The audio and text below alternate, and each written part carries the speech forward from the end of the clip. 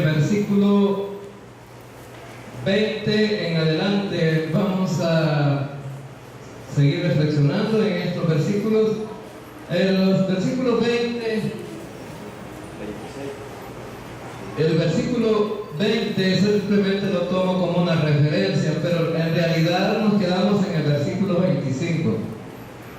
Y el versículo 20 al 24 solamente como una referencia para algo que tenemos que ver.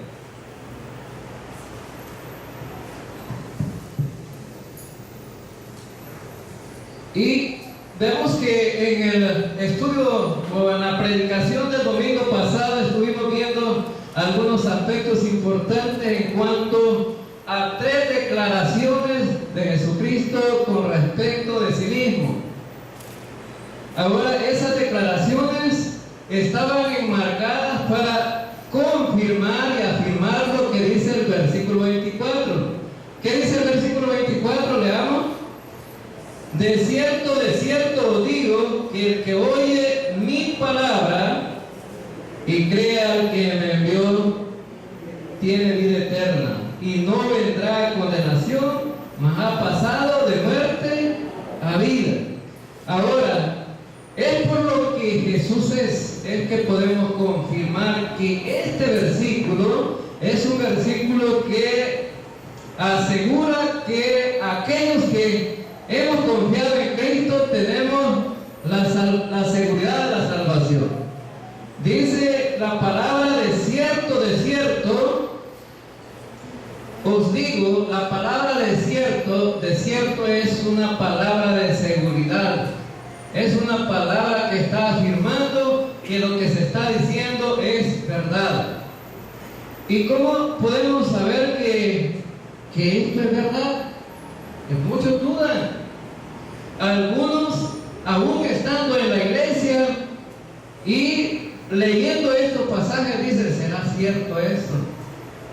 Y algunos que entre comillas dicen que son creyentes, dicen: ¿será cierto que lo que dice este versículo? Pues la palabra de cierto dice, es una afirmación.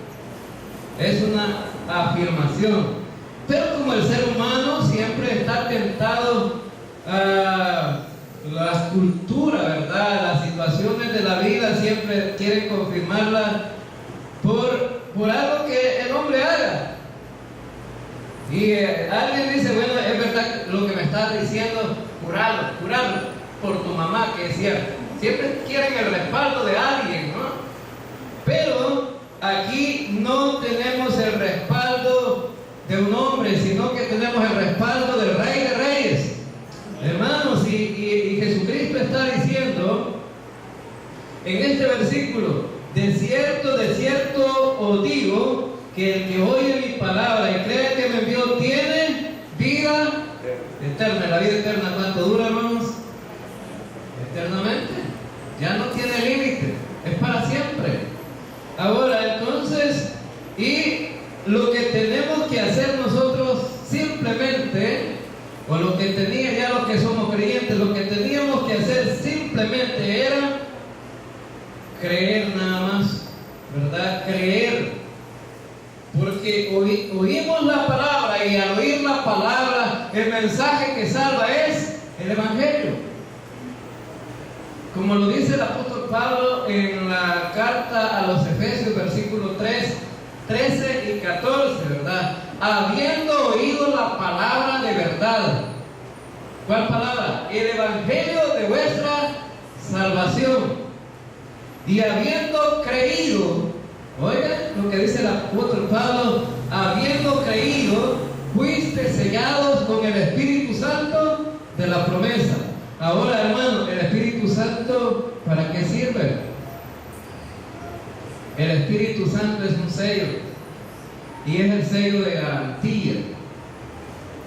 Cuando usted va a una tienda y escoge allá en el almacén, ¿verdad?, una camisa, un pantalón o un vestido, cualquier cosa, cualquier objeto que escoge allá en el almacén, no simplemente agarra la cosa y va a la caja ahí y dice: bueno, esto es lo que voy a pagar y me voy. No es así. Allí en el almacén hay un proceso, ¿verdad?, que Ni siquiera usted lleva las cosas ahí a la caja, sino que se las llevan ahí. Y usted le dan un recibo para que pague. Pero ese recibo, si no tiene sello, no vale nada.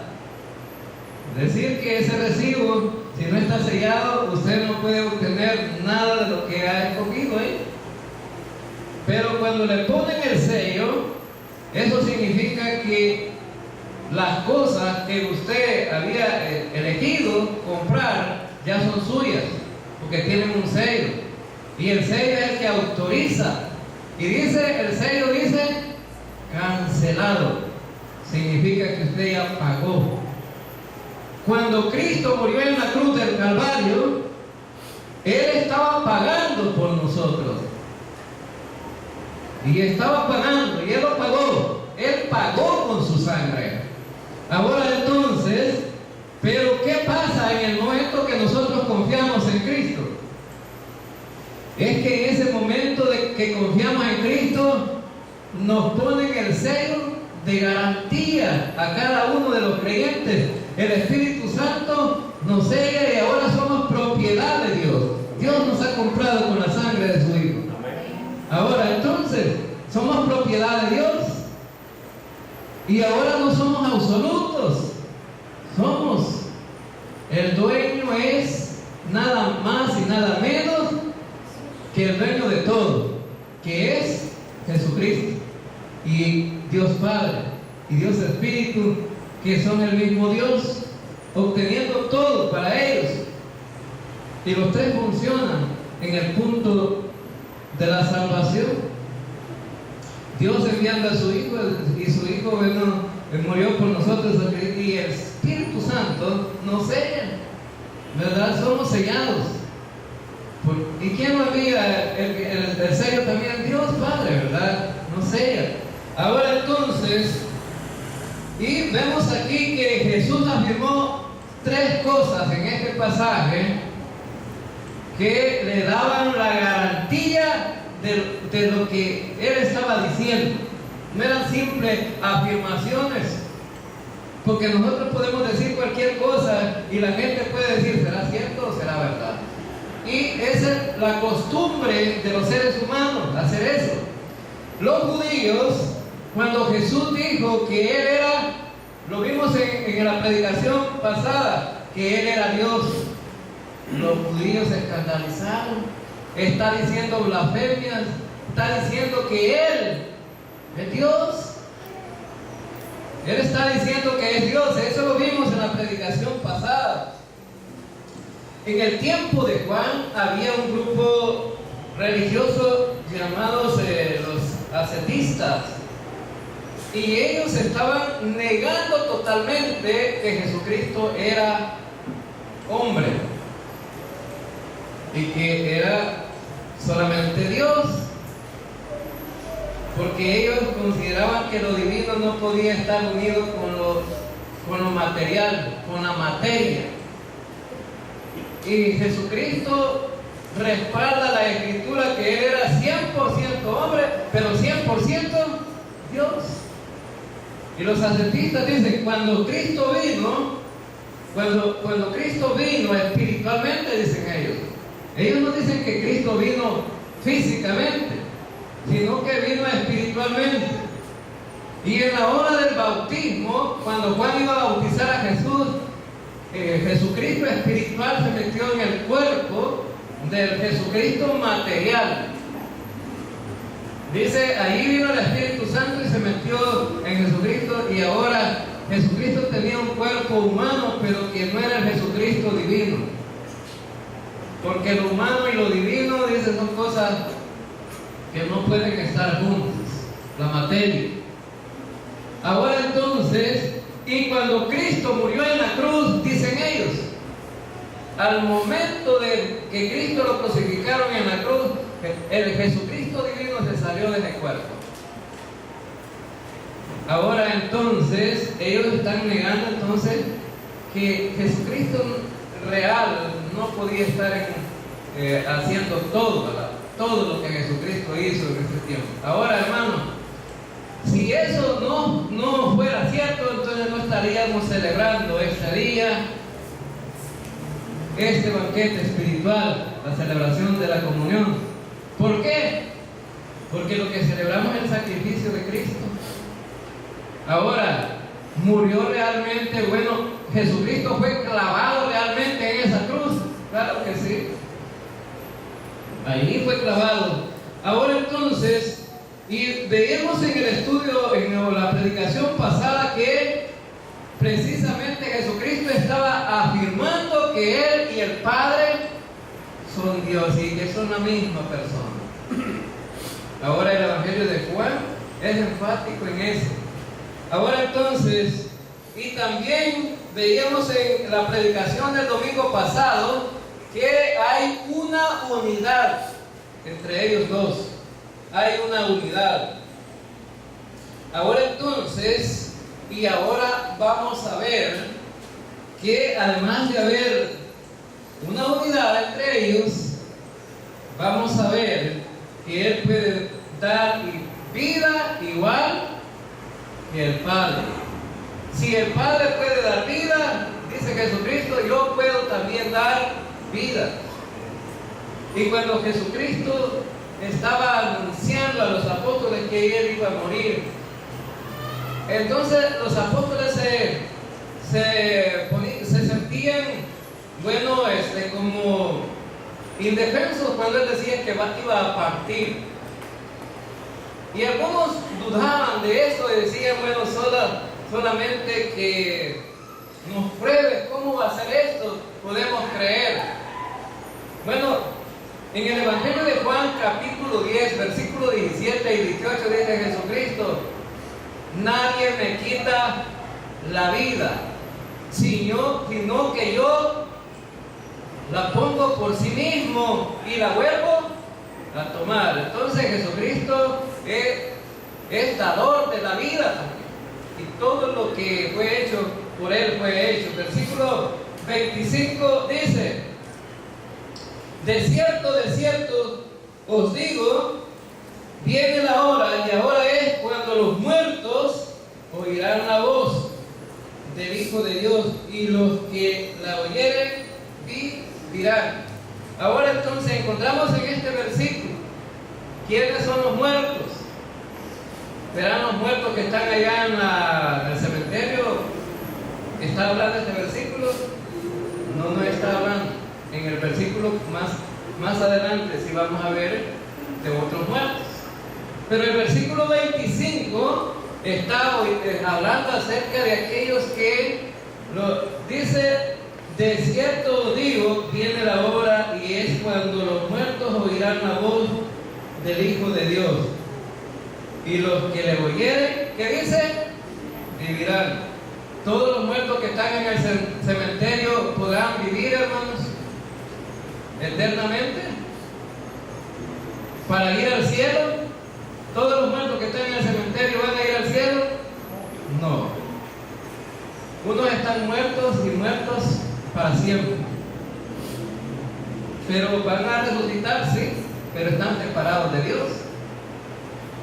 Y los que están separados de Dios, ¿cómo están? Muertos. En Efesios capítulo 1, versículo 1 dice que estando muertos en delitos y pecados, Él os dio vida juntamente en Cristo. El que está muerto espiritualmente está separado de Dios. Entonces dice Jesucristo: viene la hora cuando los muertos oirán la voz. Y esos muertos son aquellos que no han confiado en Cristo. Es decir, están muertos, separados de Dios. Es decir, para poder estar vivos, entonces, ¿qué hay que hacer? Confiar en Cristo como su Salvador. Hay que creer que Cristo murió por nuestros pecados y que fue sepultado y que resucitó al tercer día conforme a las Escrituras, y para poder estar vivo. Jesucristo dice: va a haber el momento entonces que voy a predicarles, voy a hablarles acerca de cómo, bueno, ustedes pueden obtener la vida eterna para que no estén muertos. Y aquí vemos un gran dilema de aquí en adelante, que muchos judíos andan detrás de Jesús y en contra de Jesús. ¿Cuántos se alegran cuando un enfermo es sanado?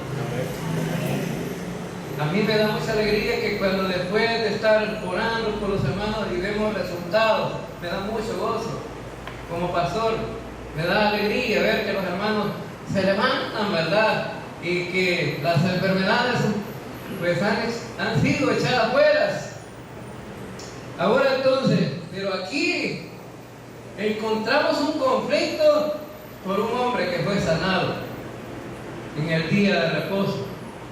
Ahora entonces, y el día de reposo fue hecho no para que el hombre fuera esclavizado, sino más bien para que el hombre descansara en Cristo. Ahora entonces, pero, dice el versículo 25, viene la hora cuando los muertos oirán mi voz. Ahora, hermanos, todo el género humano que se niegue a escuchar a Cristo y confiar en lo que Él dice, está muerto. Y ahí había un grupo religioso que se llamaba fariseos que andaban detrás de Jesús y estaban muertos. Y podemos ver en este mundo caminando a multitudes, pero que están muertos porque no han confiado en Cristo. Es más, se burlan cuando uno les habla de Cristo. Ahora entonces, y vemos que Cristo dice, oirán la voz. También dice el versículo 26. Bueno, en el versículo 25 dice que el que oye la voz, ¿qué pasa con los que oyen? Los que oyen vivirán. Los que oyen vivirán. Pero no se trata simplemente de oír, ¿verdad? Sino también se trata de creer. No solamente oír, porque muchos oyen. Fíjense, la gente dice, no es bonito lo que ustedes predican, ¿verdad? Y después, de repente nos sacan hasta los que salen en la televisión. No, me gusta escuchar al hermano Toby. Al otro nos dice, no, si yo escucho, ¿verdad? Un predicador de que es apóstol ahí, ¿verdad? De Guatemala, ese oigo yo. Y a mí me gusta como predica ese. Así dice la gente, ¿verdad? Cuando uno empieza a querer explicar el evangelio, pero simplemente es como la campana cuando se suena, ¿verdad? Eso se va y no vuelve su sonido. Ese sonido que emitió la campana no regresa. Ahora entonces, versículo 26. Porque como el Padre tiene vida en sí mismo, así también ha dado al Hijo el tener vida en sí mismo. Ahora, entonces Jesucristo dice, si el Padre puede dar vida en sí mismo, yo también. Y fíjense que hay algunas comparaciones que encontramos en cuanto a muchos versículos aquí con Jesús y el Padre. En el versículo 17 dice, si Jesús está trabajando, el Padre está trabajando. Si el Padre hace maravillas o resucitar muertos, también el Hijo de Dios lo hará. Versículo 21. Si Dios tiene el derecho para juzgar al mundo, el Hijo también tiene el derecho de juzgar al mundo. Si el Padre merece la honra de parte nuestra, el Hijo también merece la honra igualmente. Y el que piensa creer en Dios, entonces debe también de creer en Cristo. La vida eterna depende de nuestra relación o de nuestro confiar en Cristo. Ahora, y el juicio del Hijo el Hijo de Dios será juez, así como Dios es juez de este mundo, también el Hijo de Dios es juez de este mundo. Son cosas que las vemos en este pasaje. Ahora, pero el versículo 26 dice, porque como el Padre tiene vida en sí mismo, así también ha dado al Hijo tener vida en sí mismo. Es decir, ¿qué es lo que está diciendo Jesucristo aquí? El mismo poder para dar vida que tiene el Padre, la tengo yo también. Es decir, esta es la unidad del poder de un Dios que se manifiesta a través del Hijo, pero que es el mismo Dios. Ahora entonces, versículo 27. Versículo 27 dice: y también le dio autoridad de hacer juicio. Otra cosa importante: ¿quién le dio autoridad de hacer juicio? Dios Padre, por cuanto es el Hijo del hombre. Ahora entonces, dice Jesús, tengo la autoridad de poder llamarme hijo de Dios y decir que soy Dios. Tengo la autoridad de poder dar vida. Y ahora tengo la autoridad para juzgar también. Ahora entonces, si una persona no ha confiado en Cristo, va a ser juzgada por Cristo. Si una persona ha confiado en Cristo, va a ser juzgada por Cristo. Es decir, que tanto los que no son creyentes como los creyentes vamos a ser juzgados, pero en distintos tribunales. Y ahí está la diferencia. Ahora entonces, ¿dónde vamos a ser juzgados nosotros, hermanos? En el tribunal de Cristo. ¿Dónde van a ser juzgados los inconversos? En el tribunal del gran trono blanco. Vamos a leer algunos pasajes. Segunda de Corintios, segunda carta a los Corintios, dice este pasaje en la segunda carta a los Corintios, en el capítulo 5, versículo 10. Dice el versículo 10: porque es necesario que todos nosotros comparezcamos ante el tribunal de Cristo, para que cada uno reciba según lo que haya hecho mientras estaba en el cuerpo, sea bueno o sea malo. Ahora entonces, este versículo nos está ratificando de que los creyentes vamos a ser juzgados, vamos a estar en un tribunal, y en un tribunal se hace para juzgar, ¿verdad? Para que la gente pueda presentar su causa, y unos son defensores y otros acusadores, y al final el juez da el veredicto, dice: ¿sos culpable o no sos culpable? Entonces, Cristo dice que nos va a juzgar a nosotros como creyentes. ¿Y en qué consiste ese juicio?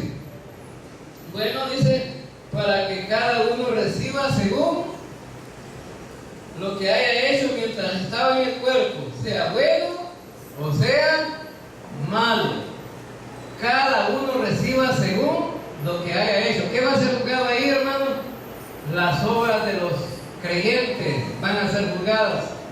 Hay algunos que dicen: bueno, como ya los hermanos nos dijeron que la salvación es gratuita, que es por gracia, que no tenemos que hacer nada, y entonces que solamente lo que necesitamos hacer es recibir esa salvación, tender la mano y decir: gracias, Cristo, por la salvación que me has dado. Entonces no necesitamos hacer nada más. Hermanos, eso es para recibir la salvación. Pero allá en el cielo va a haber un juicio donde el Señor va a premiar a los que fueron fieles en el servir al Señor. El Señor va a premiar, va a dar galardones, pero los galardones no son gratuitos tampoco. Es por una obra que usted haya hecho. Y esa obra también no es simplemente hacer la obra, sino cómo la hizo. Ese es lo que va a ser juzgado, porque va a ser juzgado de acuerdo, el juicio va a ir de acuerdo que la obra sea de acuerdo a la voluntad del Señor. Si la obra la hizo usted en una manera carnal, no va a recibir nada, porque también esa obra tiene que ver con aspectos espirituales. Por ejemplo, les voy a poner un ejemplo como predicador o como pastor de esta iglesia. Si yo, la gente al bajarme del púlpito me dijera: el pastor, me gustó el sermón que predicó, y yo dijera: sí, es que verdad que yo puedo predicar, ¿qué ganaría, hermano? No gano nada. Y si alguien me dijera, pastor, estuvo bonito el sermón, para la honra y gloria del Señor. Es la honra y la gloria del Señor, hermano, no es mía. Amén, hermanos, no es mía. Porque la honra y la gloria es para todo lo que hacemos. Me gustan estos arreglos florales, cuando los veo aquí. Voy a poner este otro ejemplo. La hermana que ha hecho estos arreglos florales dedicó mucho tiempo para dejarlos bonitos, ¿verdad? Quedaron bonitos. Pero el pensamiento de ella debería ser, es para la honra y gloria del Señor. Ahora entonces, y si a alguien se le acerca y le dice, qué bonitos están los arreglos, hermano, es que yo puedo, ¿verdad? Ya no ganaría nada, ¿verdad? Son ejemplos que ponemos para que cuando sirvamos al Señor lo hagamos pensando hacia el Señor y no hacia nosotros mismos. Ahora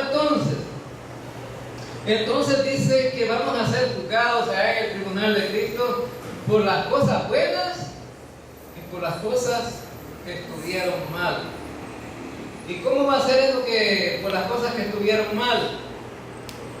Y usted, bueno, recuerden que el libro de las obras pueden ser abiertos ahí en el tribunal, ¿verdad? Aunque los encontramos en el tribunal donde son acusados para ir a la condenación eterna. Pero Dios no le escapa nada, todos lo saben. Ahora, y usted al no recibir galardón podría quejarse delante del Señor y decir, Señor, pero ¿por qué no me diste nada?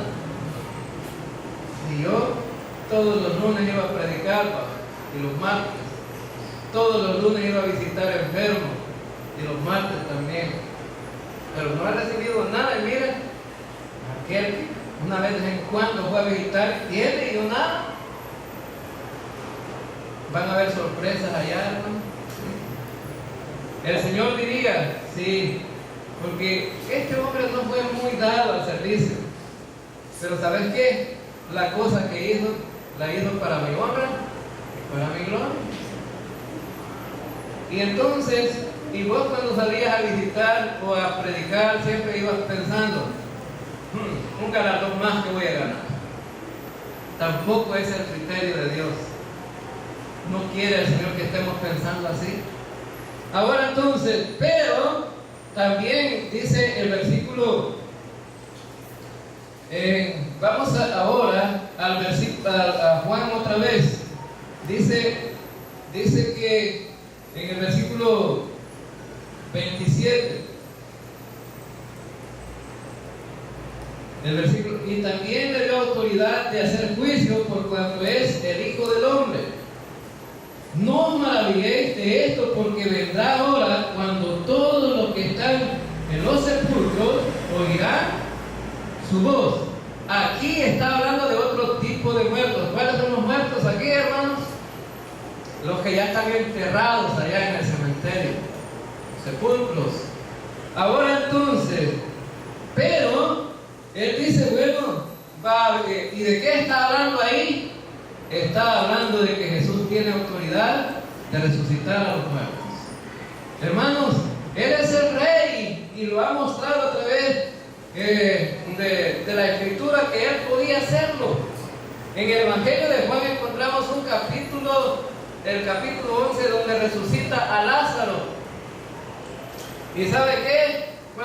Cuando Jesucristo dijo que Lázaro iba a resucitar, dijo, Lázaro, ve fuera. Porque si hubiera dicho resuciten los muertos, hubieran levantado todos. Pero solamente mencionó a Lázaro, porque quería que solo Lázaro resucitara. Él tenía el poder de resucitar. Y él por eso dice aquí, bueno, en este versículo, no os maravilléis de esto, porque vendrá hora cuando todos los que están en los sepulcros oirán su voz.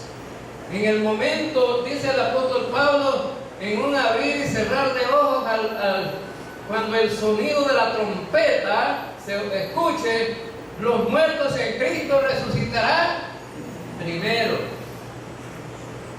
Es decir, que Jesucristo dice, no solamente soy Dios y soy igual a Dios, no solamente tengo potestad de poder compararme con mi Padre, no solamente tengo potestad de poder juzgar al mundo, sino también tengo poder de resucitar a los muertos. Ahora, estos hechos están demostrando que Jesús era el Dios Todopoderoso. Y vemos aquí, en este versículo, dice, ustedes no se maravillen, porque viene el momento en que los muertos que están en los sepulcros oirán mi voz. Va a haber una resurrección, van a haber 2 resurrecciones. Así como también van a haber 2 juicios. Bueno, el juicio del trono blanco, que casi no lo mencionamos, va a ser para los inconversos, no va a ser para creyentes. El juicio del trono blanco, simplemente los muertos que murieron sin Cristo van a ser resucitados y van a estar en la presencia del Señor, y Dios va a juzgar ahí con Cristo, van a juzgar a esos muertos, y la gente va a decir, bueno, yo no merezco ir al infierno, Señor. Cuando vean que el Señor les está diciendo, estos van para el infierno, estos van para el infierno, estos van para el infierno, y nada de ese grupo que está ahí, ninguno dice, van para el cielo, ninguno. Hay una falsa creencia de mucha gente que en ese momento van a tener oportunidad de salvarse si sus pecados no fueron tantos, porque las obras que hicieron fueron tan inmensas y maravillosas que a lo mejor van a tener, Dios dice, va a tener compasión de ellos, con misericordia de ellos, y los va a salvar en ese momento. Esa es una idea falsa. Ya no hay oportunidades ahí. Y la gente va a querer decir que fueron buena gente, y el Señor va a decir, es cierto, fueron buena gente. ¿Y cómo sabemos que el Señor puede responder así? Se van a abrir los libros de las obras, y allí están escritas las obras de toda la raza humana. Y hay gente buena en el mundo, hermanos, llamada buena, sí, gente dadivosa, que no piensa 2 veces para ayudar a la gente. Gente que es hospitalaria, que no piensa 2 veces y dice, pase adelante, aquí se queda esta noche. No piensa, simplemente actúa y dice, bueno, ¿qué quieres? Hay gente que hace cualquier obra buena y bueno, la gente, bueno, dice que este hombre tiene buenas cualidades, pero lastimosamente, ¿sabe qué? Cuando se abran los libros de las obras, el Señor le va a decir, sí es cierto, mira, en tal fecha hiciste esta obra, fue buena, maravilloso lo que hiciste, en tal fecha hiciste tal cosa, ¿te acordás? Sí, va a decir, yo lo hice, Señor. Pero ¿sabes qué? Lastimosamente, la salvación no es por las obras. La salvación era por confiar en mi Hijo, y cuando te presentaron el Evangelio, dijiste que no querías oír nada acerca de mi Hijo. Rechazaste el mensaje del Evangelio, y por eso es que has venido aquí y vas para el infierno. Vas para el infierno. Ahora entonces, hermanos, la salvación es por la gracia de Dios, amén. Pero la gente rechaza la gracia de Dios, y todos los que van al infierno, aunque se quieran justificar, no podrán, porque en el libro de las obras está escrito todo lo que el ser humano ha hecho. Y quiere ponerlo como prueba, el Señor dice, es cierto, pero la salvación no es por las obras, es por la gracia de Dios. Y vemos en el versículo también 28 que, bueno, dice que los muertos en el sepulcro, y del versículo 29 dice, y los que hicieron lo bueno saldrán a la resurrección de vida, mas los que hicieron lo malo a resurrección de condenación. Ya ven, dice la gente, que los que hicieron lo bueno nos vamos a salvar. Ya ven, porque dice los que hicieron lo bueno. Hermanos, ¿quién es que ha hecho lo bueno? Es usted. Usted ha hecho lo bueno. Y usted puede decir, pero yo cuando he hecho algo que tenga mérito. Hermanos, lo mejor que usted ha podido hacer es confiar en Cristo. Amén. Amén. De esas cosas que está hablando este pasaje, lo bueno significa que lo primero bueno que usted hizo es confiar en Cristo, asegurarse de la vida eterna. Pero lo bueno que hicieron otros era hacer regalos a la gente.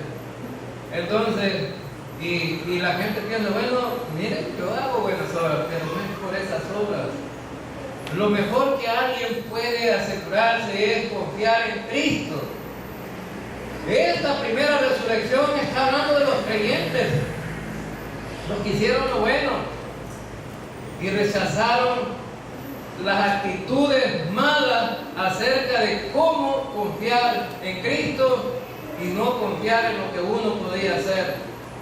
Ahora entonces, en este versículo también dice que van a haber algunos que van a resucitar y que hicieron lo malo para la resurrección de condenación. Ahora, ¿quiénes son los que van a ser condenados? ¿Quiénes son los que van a ser condenados? Bueno, ya lo estudiamos, pero vamos a leer otra vez ese versículo. Leamos en Juan 3, capítulo 18. Juan capítulo 3, versículo 18. 3, 18.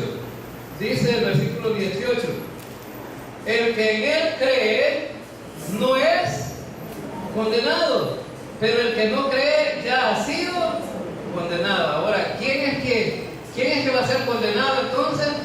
El que no ha confiado en Cristo. ¿Y por qué? Bueno, porque decidieron rechazar a Cristo. Dice, porque no ha creído en el nombre del unigénito Hijo de Dios. Entonces, aquel que va a ir al infierno es por no confiar en Cristo. Ni siquiera por las cosas malas que hizo va a ir al infierno, sino más bien por no confiar en Cristo. En el versículo 36 del capítulo 3, ¿qué dice? El que cree en el Hijo tiene vida eterna. El que cree en el Hijo tiene vida eterna, pero el que rehúsa creer en el Hijo no verá la vida, sino que la ira de Dios está sobre él. Entonces, el que cree en el Hijo tiene vida, pero el que rehúsa creer no verá la vida, sino que la ira de Dios está sobre él. ¿Y a dónde es que van a recibir esta ira de Dios? Cuando los mande al infierno. Ahora entonces, el apóstol Juan está clarificando a través de este pasaje acerca realmente de lo que Jesús está haciendo y diciendo, tiene coherencia. Entonces, hemos visto que van a haber dos juicios y van a haber dos resurrecciones. La primera resurrección abarca a todos los creyentes. La segunda resurrección abarca a todos los condenados. La primera resurrección abarca a los creyentes del Antiguo Testamento, los creyentes, bueno, gente que se levantó cuando Cristo murió y resucitó, gente también que va a resucitar cuando Cristo venga y suene la trompeta, cuando la iglesia se levante, gente que va a resucitar en el tiempo de la tribulación, los judíos del Antiguo Testamento que se levanten antes de entrar al milenio, al final de la tribulación. Está hablando de todos esos creyentes. La primera resurrección, pero la segunda resurrección es cuando todos los inconversos resuciten y sean condenados. Ahora entonces, versículo 30 dice: no puedo yo hacer nada por mí mismo. Según oigo, así juzgo, y mi juicio es justo, porque no busco mi voluntad, sino la voluntad del que me envió, la del Padre. Si yo doy testimonio acerca de mí mismo, mi testimonio no es verdadero. Otro es el que da testimonio acerca de mí, y sé que el testimonio que da de mí es verdadero. Bueno, ¿cuál es el testigo que encontramos acerca de Cristo aquí en el Evangelio de Juan? ¿Quién dio testimonio acerca de Cristo? Juan el Bautista, ¿verdad? Vino presentando a Cristo como Dios, y este es el que da testimonio del Hijo, ¿verdad? Y Juan dijo, es ahí el Cordero de Dios que quita el pecado del mundo. ¿Quién fue el que lo dijo? Juan. Pero si ese testigo no es suficiente, el mejor testigo que tiene Cristo es el mismo Dios. Amén, hermanos. Es el mismo Dios. ¿Y cómo lo sabemos? Bueno, le voy a mencionar por lo menos 2 versículos así, un poco rápido, para terminar.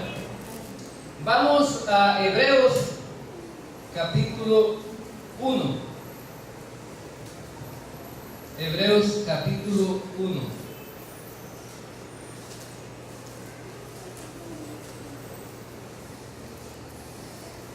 Hebreos capítulo 1.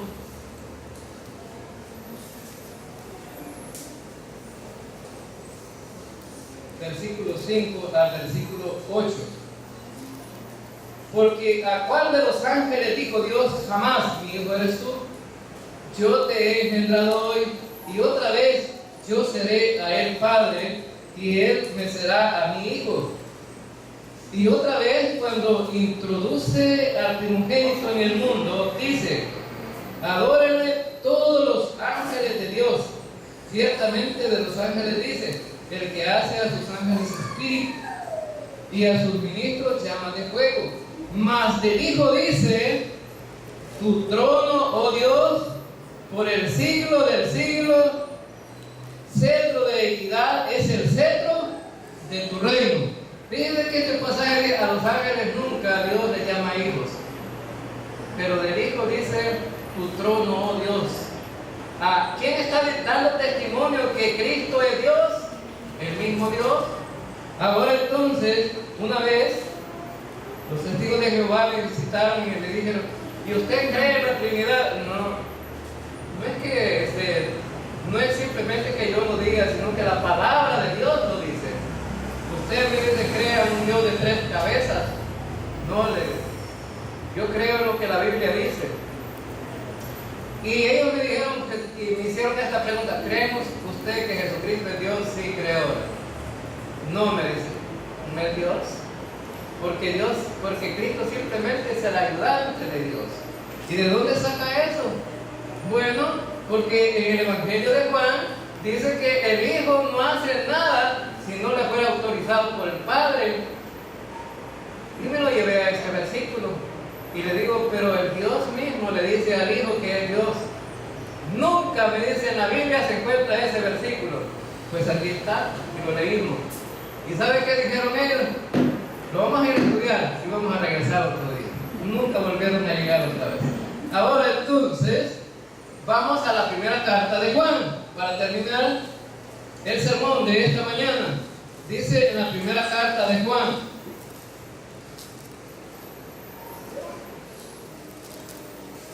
en la primera carta de Juan, capítulo 5, capítulo 5,